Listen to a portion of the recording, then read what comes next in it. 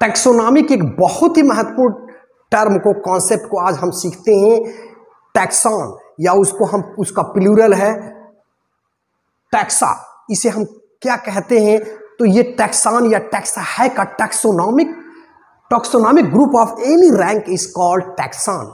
यानी हम ये कह सकते हैं कि किसी भी स्तर के वर्गीय समूह को हम टैक्सॉन कहते हैं, या दूसरे शब्दों हम ये कहें जीवों के वर्गीकरण में प्रयुक्त विभिन्न समूहों को हम वर्ग कहते हैं। यानी अध्ययन की सुविधा के लिए जीवधारियों को छोटे छोटे समूहों में बांटा जाता है। उन छोटे समूहों को वर्गक कहते हैं और उन्हीं छोटे समूहों को मिला करके बड़े वर्गक बनते हैं।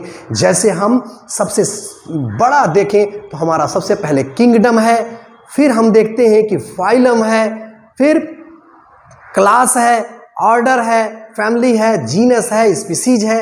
ये सारी जो चीज़ें हैं ये हमारी क्या है? टैक्सॉन है या वर्गक हैं। यानी हम वर्गक शब्द का या टैक्सॉन शब्द का प्रयोग इन सभी के लिए कर सकते हैं।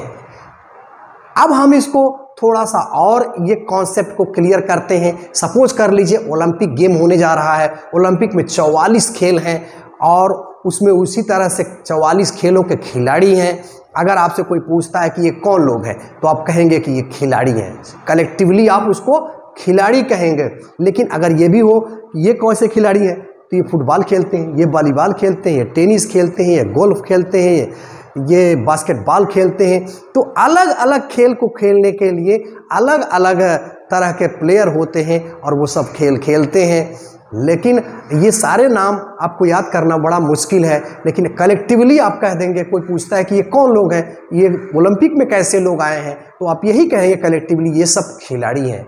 हाँ, अब आप देखते हैं कि ये प्रत्येक जो खेल है और प्रत्येक खेल से रिलेटेड जो खिलाड़ी हैं उनके गुण अलग अलग हैं, तो उनके अनुसार आप कैटेगराइज कर देते हैं कि ये बास्केटबॉल के खिलाड़ी हैं, फुटबॉल के खिलाड़ी हैं, लेकिन कलेक्टिवली आप यही कहते हैं कि ये सब के सब खिलाड़ी हैं। ठीक इसी तरह से हम लोग जितने भी जीवधारी हैं इस संसार में अध्ययन की सुविधा के लिए उनको बांटते हैं। तो अगर आपने किसी को देखा तो वो हो सकता है कि वो जाति हो, वो गण हो, वो क्लास हो, मतलब वो स्पीसीज हो सकती है, ऑर्डर हो सकती है, क्लास हो सकती है, फैमिली हो सकती है, कुछ भी हो सकता है।